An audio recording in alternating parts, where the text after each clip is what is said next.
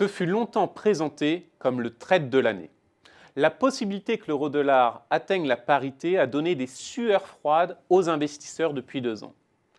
De nombreuses banques anticipent encore cette possibilité dans leurs prévisions. Pourtant, force est de constater que cette perspective est loin de se matérialiser.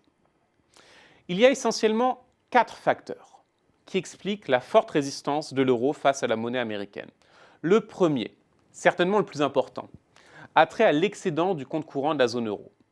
Depuis plus de 2 ans, il a limité la baisse de l'euro sur le marché d'échange. Cet aspect devrait encore fortement jouer en 2016, puisque l'excédent du compte courant ne cesse de s'accroître.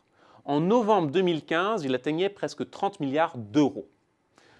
Le deuxième facteur est lié à l'amélioration de la conjoncture économique dans l'Union.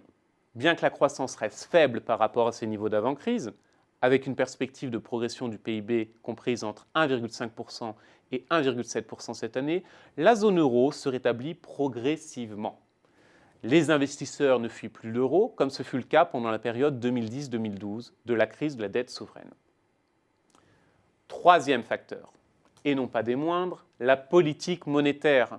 La logique voudrait que le différentiel de politique monétaire entre les deux bords de l'Atlantique plaide en faveur d'une dépréciation de l'euro. La Réserve fédérale américaine a enclenché en fin d'année un cycle de redressement des taux, tandis que la BCE maintient ses mesures ultra accommodantes et pourrait même les renforcer en mars prochain.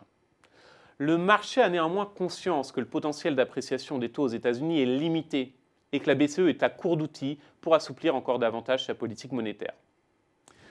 Dans ces conditions, personne ne s'attend à des changements significatifs du côté des banques centrales dans les mois à venir, qui pourraient pousser nettement à la baisse l'euro-dollar.